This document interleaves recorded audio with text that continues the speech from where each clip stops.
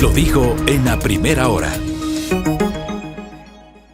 Muy bien, 7:36 en la mañana. Gracias por su sintonía, gracias por los mensajes, por acompañarnos en este espacio que lo hacemos cada jornada. 180 minutos de noticias, entrevistas, comentarios de interés para nuestra amable audiencia en A Primera Hora por Sonorama, la gran señal nacional.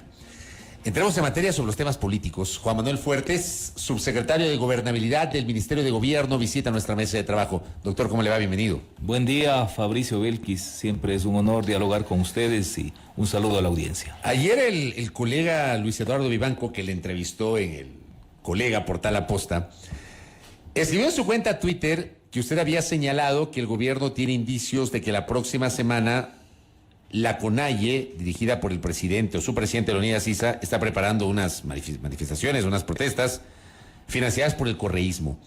¿Es así? ¿Hay certezas de esto, doctor? A ver, Fabricio, no estamos hablando de legalidad, sino de gobernabilidad. Porque claro, es usual que frente a determinadas afirmaciones se requiera comprobaciones que son propias de los procesos judiciales. Y estamos claros que, citándolo o parafraseando a Sun Tzu, que es un clásico de la estrategia, la guerra es un asunto demasiado importante como para no prestarle la atención necesaria. Y por lo tanto, en términos de gobernabilidad, todo gobierno tiene institucionalmente un espacio a través del cual se efectúa investigación para verificar qué es lo que está aconteciendo más allá de la superficie. Pues hablamos de la inteligencia. Sí, y en ese orden de cosas no se trata de indicios. O sea, lo sabemos, no podemos presentar las pruebas documentales del caso, pero evidentemente hay una relación muy estrecha entre un sector de la dirigencia de la CONAIE y el correísmo, que articulan constantemente para tratar de desestabilizar al gobierno del presidente Lasso, y esto hay que decirlo así con absoluta claridad, en el campo de la más absoluta madurez, sin caer en los eventos psiquiátricos de gente que tiene delirios de persecución o algo por el estilo, sino diciéndolo con la seriedad que la gobernabilidad de un país demanda. Con esa seriedad que usted señala, le pregunto, le ratifico. Los informes de inteligencia confirman que para la próxima semana se están preparando protestas de este sector que lidera Leonidas Issa con el apoyo del correísmo. Mire, más allá de lo que diga el mecanismo de inteligencia del gobierno, entiendo que el propio señor Issa ayer ha hecho un llamado nuevamente a una movilización masiva hacia Quito a propósito del tema del agua, en donde el dirigente ha desplegado todo un proceso en todo el país en el que, entre otras cosas, habla algo que es una falsedad, en el sentido de que el gobierno pretende privatizar el agua. De tal modo que esto no solo es un asunto de los aportes que pueden dar los servicios de inteligencia, sino las propias publicaciones que un sector de la dirigencia de la CONAIE ha formulado. Subsecretario, buenos días. Mientras se mantiene esta tesis o este discurso de este pacto entre el correísmo y la CONAIE para estos efectos desestabilizadores en el país, también hay otras lecturas. Por ejemplo, yo quiero citar lo dicho recientemente por el presidente del Partido Social Cristiano, Alfredo Serrano, quien aseguró que el gobierno maneja un doble discurso, por ejemplo, al cuestionar a la Asamblea, de un lado, por la aprobación de las amnistías, cuando, según la tesis de, insisto, Alfredo Serrano, habría existido un pacto del régimen con el correísmo para evitar una investigación a la presidenta de la Asamblea Nacional. ¿Cómo se entiende esto? Que yo sepa, el correísmo votó por esta intención legítima, por supuesto, desde el punto de vista institucional, de auditar la gestión de la presidenta, de otros directivos de la Asamblea, que el gobierno sabe que no es únicamente eso, sino que hay otros propósitos detrás de ello, de tal forma que resulta paradójico que se señale que ha habido un acuerdo entre el gobierno y la bancada correísta para evitar que se produzca eso. Los hechos demuestran lo contrario. Pero ¿cuál es la postura en este caso del gobierno nacional respecto de este tema? Y lo pregunto porque, claro, surge la duda de cuán conveniente es para el gobierno una destitución eventual de la presidenta de la Asamblea Nacional. A ver, que al interior de la Asamblea fiscalicen la conducta de sus directivos, del presidente, vicepresidentes, Consejo Administrativo de la Legislatura, no es algo que uno puede reprochar en sí mismo. Lo que como gobierno estamos señalando es que no se trata únicamente de ejercer ese derecho, sino que políticamente detrás de ello hay otro tipo de intenciones que convergen en un propósito de desestabilización en la que los actores protagónicos están claramente identificados. ¿Y cuáles son esos actores? El Partido Social Cristiano, el ala del correísmo y una parte de la dirigencia de la CONAIE. Ustedes insistan entonces en el hecho de que hay este tridente de conspiración con afanes sediciosos, desestabilizadores, doctor. Con absoluta claridad. Como lo sostuvieron desde agosto, septiembre del año anterior. Es que esto es así. El panorama no ha cambiado, doctor. No, porque, a ver, hemos hablado en algunas ocasiones de las condiciones conflictivas permanentes que tiene el sistema democrático del país. Y claro, en determinadas coyunturas, esta conflictividad desemboca en otro tipo de situaciones. Y vemos que por diversas motivaciones, pero básicamente estos tres sectores están permanentemente apostándole a una desestabilización. Por eso yo he dicho, no es cierto como se llenan la boca algunos diciendo que queremos que le vaya bien al gobierno porque eso implica que le irá bien al país. Esto es mentira. Públicamente se dice unas cosas y en privado otras porque los intereses y las expectativas no necesariamente están alineadas en función de ese discurso público. ¿Y en privado qué hacen entonces? Si públicamente dicen que quieren que le vaya bien, pero en privado ¿qué hacen? Todo lo posible para que le vaya mal. Bloquean, boicotean, sabotean, conspiran. ¿Y ustedes no han tratado de acercar posiciones con esos sectores a los cuales ustedes los acusan de conspiradores, doctor? A ver, en términos generales, no podría acusarse absolutamente. Pero al interior de estas propias organizaciones hay sectores que discrepan con estos propósitos desestabilizadores. Y claro, en el marco del diálogo, si bien sobre algunos temas hay que dialogar con todos, en otros sabemos exactamente que esa predisposición no va a cambiar.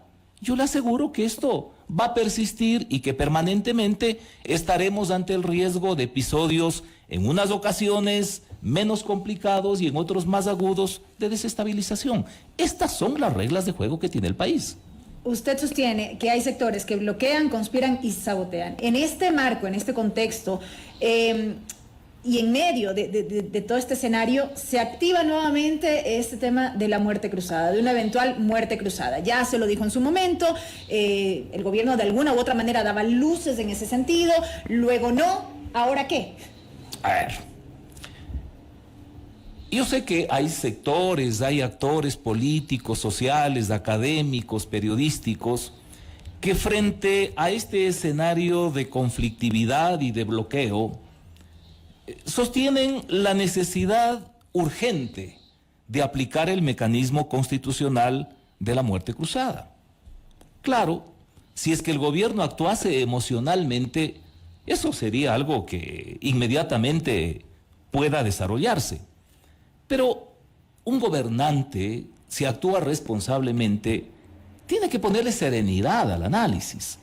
Porque, ¿cuál es el escenario posterior a una declaratoria de muerte cruzada? Sí, la Asamblea termina sus funciones, 6 meses del gobierno puede legislativamente actuar a través de decretos ley que se someten al control constitucional. Pero solamente los económicos. Sí, se convoca a elecciones.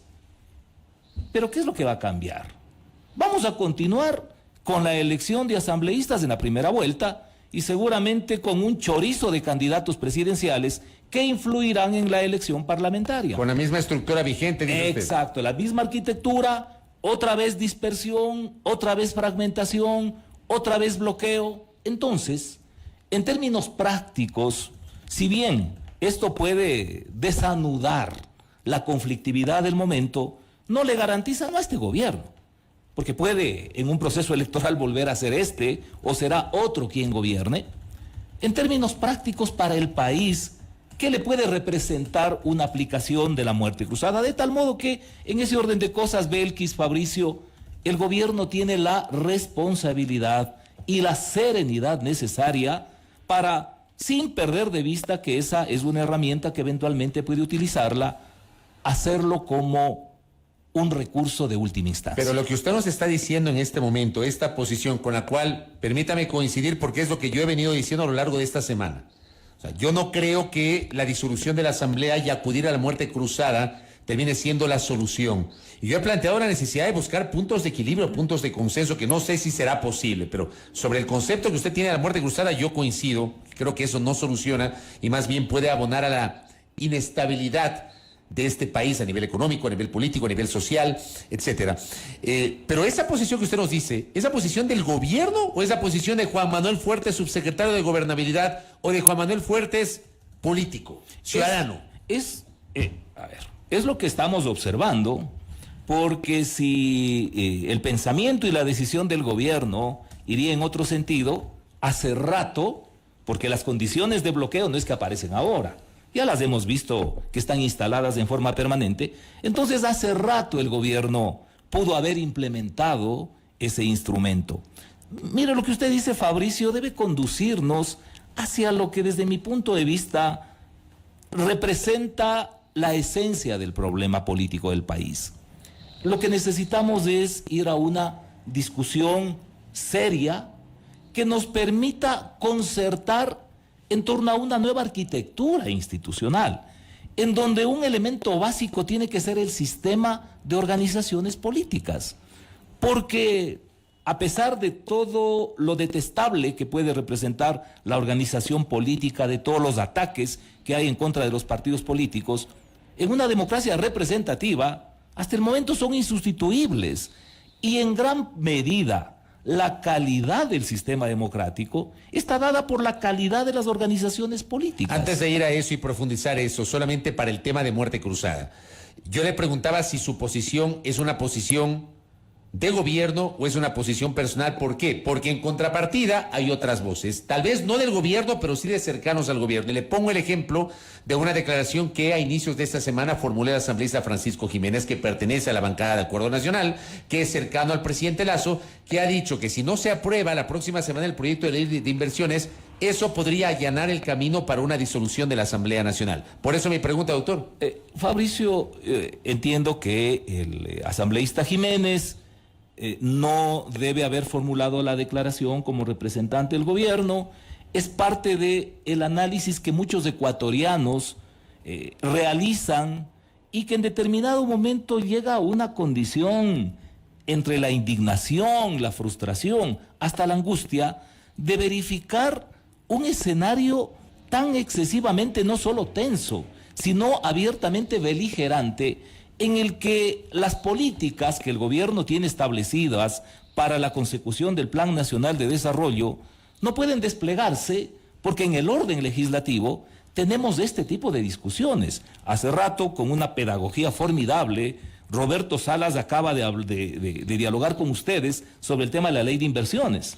Pero mientras ha transcurrido buena parte del tiempo que el Parlamento ha tenido para discutir la ley, vea usted cómo siendo un tema trascendental para el país, prácticamente ha quedado relegado, en tanto la temática política sobre la eventual conformación de esta comisión para probablemente sustituir a los dirigentes de la Asamblea ha sido lo que ha copado la atención mayoritaria de los parlamentarios. Juan Manuel, permítame insistir en una pregunta anterior de Fabricio. Si en efecto la vía de la muerte cruzada no sería la mejor alternativa, no sería conveniente, ¿qué hará el gobierno o qué está haciendo el gobierno para acercarse a esos sectores que se oponen, que cuestionan? Porque al final del día el gobierno no tiene mayoría en la Asamblea Nacional. En efecto, la próxima semana se viene el proyecto de ley urgente. Se está trabajando más adelante en una nueva propuesta de ley laboral y hay una serie de iniciativas que requieren de esos votos en la Asamblea.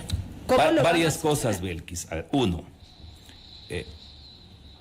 históricamente pasamos hace algunas semanas atrás una conmemoración de la batalla de Tarqui.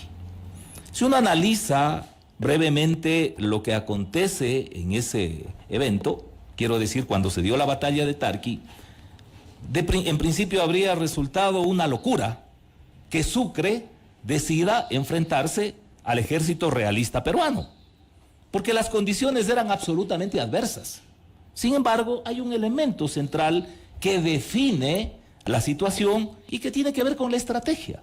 Quiero decir con esto que este y cualquier gobierno, enfrentando condiciones adversas, tiene que hacer un ejercicio estratégico para enfrentarlas, reconociendo los límites democráticos que esto implica, sin caer en actitudes dictatoriales, sin desembocar en riesgos de corrupción, pero procurando sacar adelante sus propuestas. Y en ese sentido, desde luego que el diálogo continúa, pero además hay otros instrumentos, Belkis, Fabricio, como la consulta popular, que también es un arbitrio a través del cual es factible que este bloqueo pueda ir de alguna manera superándose. Pero tienen estrategia, que le pregunte, pero ¿tienen estrategia, doctor Fuertes? ¿El gobierno tiene una estrategia cierta, armada, pensada, meditada, sólida para enfrentar esta situación que usted mismo le está describiendo, la compleja situación que usted señala? Si no fuese así, meses de atrás ya no tendríamos gobierno del presidente Lasso. Usted habla por los intentos de conspiración que ha denunciado. Por todo eso, por todo lo que ha acontecido en el ámbito de la relación ejecutivo-legislativa fundamentalmente. Bueno, es así esto, ¿no? Claro, no puede ser uno ingenuo para develar los contenidos de una estrategia, pero sería irresponsable que hasta por sentido común, este o cualquier gobierno pierda de vista que es necesario enfrentar las adversidades con inteligencia. La política no es cachascán, no es kickboxing, esto es ajedrez. Pero a rato parece que es kickboxing o cachascán y no ajedrez. Siempre, pero detrás de eso subyace una reflexión en torno a mirar cómo es que tiene que enfrentarse a la adversidad con los mecanismos democráticos, constitucionales de los que se dispone. De acuerdo a lo que hemos visto, a los resultados, al escenario actual, ¿podemos decir que el gobierno sabe cómo enfrentarse justamente a estos temas? ¿Sabe cómo manejarlo? No somos perfectos. Sin embargo, responsablemente hacemos el esfuerzo. No siempre desde el punto mediático esto puede ser vislumbrado, ni mucho menos justipreciado, porque son las reglas del juego. Los aciertos de los gobernantes regularmente son minimizados y los errores se elevan al nivel del escándalo. Bueno, esto es parte de... No hay que tenerle miedo. Lo pregunto sobre todo porque se ha acusado al gobierno a través de distintas acciones de no estar en sintonía con la ciudadanía. Por ejemplo, eso de alguna manera se vio reflejado para muchas personas en el veto parcial presidencial al proyecto de ley para la interrupción del embarazo en caso de violación, por citar apenas un ejemplo. Belkis, este tema que usted plantea genera una controversia tenaz, no solo en el Ecuador, en el mundo entero, porque usted tiene ahí un cruce de varias disciplinas, ¿no?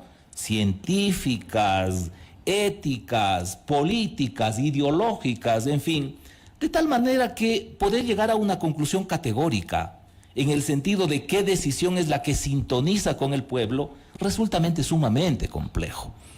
Indudablemente, hay sectores que comparten ciertas tesis y que tienen una condición de activismo, de militancia, sobre todo ahora con el apoyo de las redes sociales, que colocan esas posiciones en una condición diferente a otros sectores. Pero eso no implica de ninguna manera que no exista diversidad de criterios y que además se presente con mucho radicalismo en las diversas posiciones. Pero en este caso no es que el presidente está pretendiendo imponer su visión personal. De manera radical. Sí, yo le voy a decir una cosa, doctor. Usted ha sido legislador varios periodos.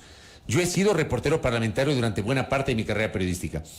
Yo no he visto nunca en un veto parcial del Ejecutivo incorporar un acápite que diga la posición personal del señor presidente de la República. Jamás. Para mí eso es inédito. Lo comenté esta semana. O sea, a mí se me llamó poderosamente la atención porque, insisto, el presidente tiene el derecho de tener su convicción personal. Tiene el derecho, pero trasladar esa convicción personal al texto de un veto parcial con un acápite que diga posición personal del presidente, a mí me llamó la atención, doctor. Bueno, insisto, este es un tema excesivamente controversial, al punto que sobre ese veto, uno puede verificar sectores que están diametralmente opuestos porque consideran que es muy poco. Y hay otros sectores que están diametralmente opuestos diciendo que es mucho. Es decir, cuando uno verifica tanta diversidad de posiciones sobre la decisión del presidente, lo mínimo que puede decir es, caray, sobre esto no se puede hacer afirmaciones así de categóricas. ¿Están dispuestos o está descartado, con todo lo que nos ha dicho esta mañana, usted ratificando, por ejemplo, el tema de la información que tiene el gobierno, etcétera, está descartada la posibilidad de un nuevo encuentro con Leonidas Issa? No se puede descartar porque esto es parte de la democracia. Pero lo cierto es que me parece algún momento hay que definir con el señor Issa y con otros actores realmente de entrada en lo profundo en que coincidimos, porque yo tengo, no la sospecha, tengo la convicción que puede ser desvirtuada, por supuesto, que el señor Issa no participa del esquema democrático que vive el país. ¿Pero en por el qué lo sentido, dice? porque Se han reunido 2 veces con Issa. Sí, ¿Issa sí, les sí. ha demostrado eso que está diciendo? No le digo exclusivamente por esas reuniones, sino por lo que uno puede apreciar en contexto. Yo no creo que el señor Issa es partidario de la democracia en los términos occidentales. Él, desde su punto de vista ideológico, legítimo por supuesto, entiendo que tiene otra visión sobre el sistema político. Entonces, si es que usted y yo coincidimos sobre la vigencia de la democracia occidental, podemos discutir sobre cómo le hacemos para mejorar la democracia occidental. Pero si usted no comparte eso, de seguro que pasamos el tiempo discutiendo sobre aportes para mejorarla. A eso me refiero cuando digo que me parece que no solo sobre el señor Issa, sino en general sobre muchos actores, hay que buscar un debate en el que nos sinceremos, porque no tiene el menor sentido que estemos hablando de reglas de juego sobre un deporte con el que no participamos, con el que no estamos de acuerdo. Hay que preguntarle, por ejemplo, al señor Issa y a otros actores, realmente cuál es su posición filosófica auténtica sobre la propiedad privada. El tema es que esta semana le escuchamos al presidente de la República en la provincia de Tungurahua, en presencia de la presidenta de la Asamblea, dijo, dejen la bronca estéril. ¿No será el momento de que, con base en ese llamado del presidente para dejar la bronca estéril, todos tienen que dejar la bronca estéril, no solamente los unos y no los otros, incluyendo el Ejecutivo, doctor? De acuerdo, pero por eso vuelvo a insistir que necesitamos trazar la cancha, verificando con autenticidad cuáles son nuestras convicciones profundas sobre aquello que es el contexto de nuestro quehacer diario. Porque si usted no cree en la democracia occidental, de seguro que lo que va a hacer es todo lo posible para destruirla. Si usted no cree en la propiedad privada, es obvio que usted va a desplegar toda gestión que esté al alcance para erosionar esa propiedad privada. A eso me refiero cuando digo que me parece que es momento de un debate profundo, sincero, porque lamentablemente es otro problema que está instalado en el país. El debate político es excesivamente superficial. Hay mucha frase cliché. No hay debates conceptuales profundos y con sentido práctico, porque tampoco aquí se trata de hacer ejercicios académicos. Pero es que también hay la venta de humo, ¿no? Cuando, por ejemplo, dicen, vamos a una consulta popular para eliminar el Consejo de Participación Ciudadana y Control Social. Le pongo un ejemplo. Saben perfectamente que no se puede eliminar por consulta popular. Así ya se pronunció la Corte Constitucional en su momento. Pero venden humo a algunos políticos. Vamos a la consulta popular para eliminar el Consejo. O sea, profundicemos el debate. Y yo le pregunto, en ese sentido, ¿por qué el gobierno no da el primer paso para profundizar ese debate? Usted dijo en el curso de esta entrevista que si mañana o pasado se decide ir a una muerte cruzada, que implicaría disolver la Asamblea Nacional y después de 5 o 6 meses ir a elecciones, debería ir de la mano esto con un cambio del modelo institucional. Pero ¿quién le pone el cascabel al gato, doctor? ¿Cómo empezamos a debatir justamente el cambio del modelo institucional? Pregunto. En esto me parece que incluso es un tema de formas, de hacerlo más conveniente. Lamentablemente en la dialéctica que se instala, no necesariamente se utilizan las categorías de lo racional o lo insensato, sino del amigo enemigo. Y cuando existen iniciativas del gobierno, automáticamente empiezan a ser bloqueadas. Quizá lo adecuado en esto, Fabricio Belkis, es que desde la sociedad civil, algún sector que tenga la legitimidad del caso pueda convertirse en el eje articulador de un proceso de discusión profunda sobre una reforma política integral. Pero si eso no ocurre, por supuesto que el gobierno tiene que asumir la responsabilidad de acompañar desde la coordinación, por así ponerlo, para no hablar de la rectoría ni mucho menos, un proceso que nos conduzca a esto. Porque ¿de qué es lo que se trata?